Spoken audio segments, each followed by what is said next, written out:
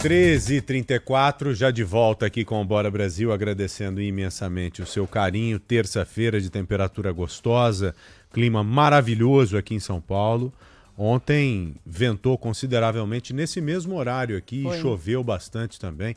Algumas regiões da nossa cidade estavam em estado de atenção, zonas norte, oeste e as marginais.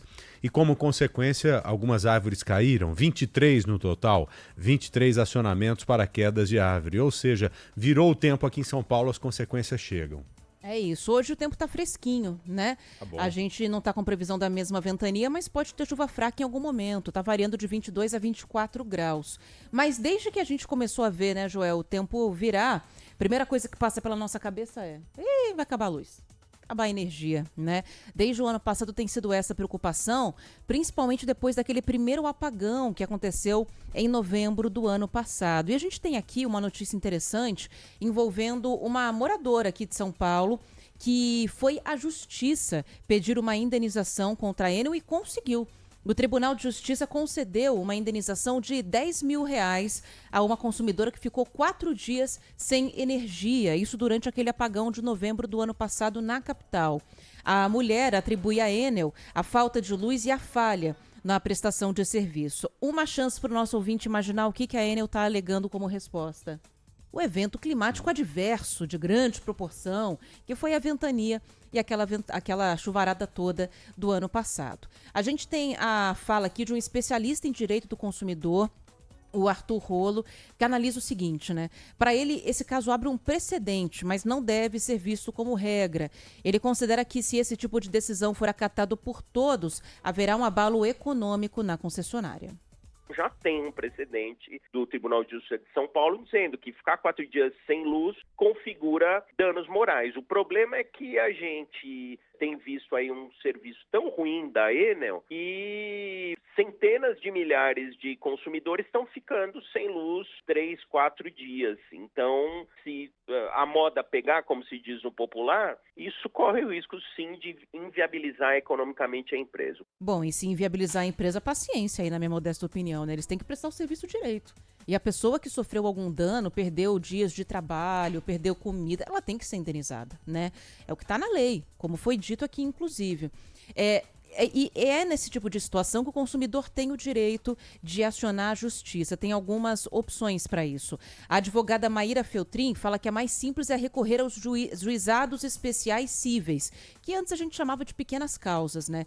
Esses órgãos foram criados para casos considerados de menor complexidade e com um limite máximo de valor. O consumidor sozinho pode procurar um dos pontos de atendimento do juizado e propor a ação sem a necessidade de advogado para as causas de até 20 salários mínimos. Entre 20 e 40 precisa de advogado e também precisa de advogado para qualquer tipo de recurso no juizado, independente do valor. Bom, o Tribunal de Justiça condenou a Enel, só que ainda cabe recurso, né? A concessionária pode recorrer ao Superior Tribunal de Justiça, que eu acredito que deve acontecer, mas não se pronunciou sobre o caso ainda.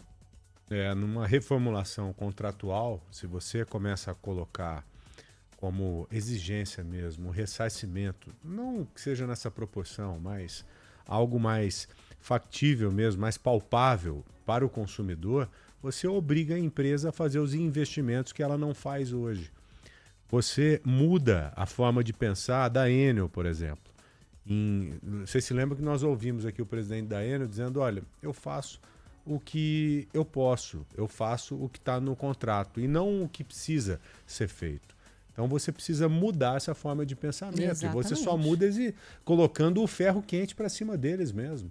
Imagine só, porque se você começa a colocar isso como previsão mesmo, a empresa ela chega à conclusão: se tiver um temporal, tiver que ressarcir esse tanto de gente aí, sai mais caro, sai né? muito mais caro do que eu fazer os investimentos aqui. Então vamos colocar na balança. Eu tenho que fazer investimento X. Compensa eu pegar essa concessão? Não compensa? Então eu abro para outro. É assim, tem que começar a pensar desse jeito aí. Exatamente. Mesmo porque temporal sempre fez parte da vida de todos nós aqui em São Paulo, né?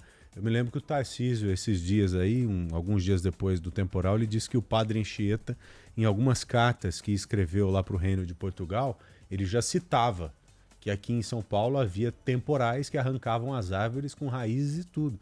Isso nós estamos falando de 1500 e pouco.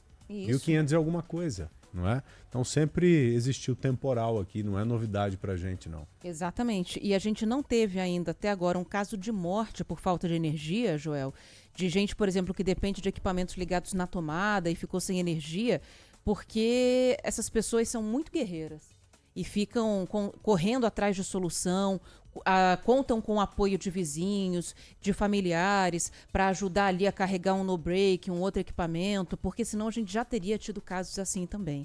Nesse último temporal aconteceu da gente falar de casos gravíssimos de pessoas que não poderiam estar sem energia e estavam sem energia. E só depois da gente levar a informação ao ar aqui na Rádio Bandeirantes, na tela da Band, que as equipes de manutenção apareceram. Então a gente não pode esperar esses casos mais graves acontecerem. Custo financeiro a gente resolve na justiça, né, Joel? É pesado, mas dá para resolver. Agora tem outras coisas que não dá.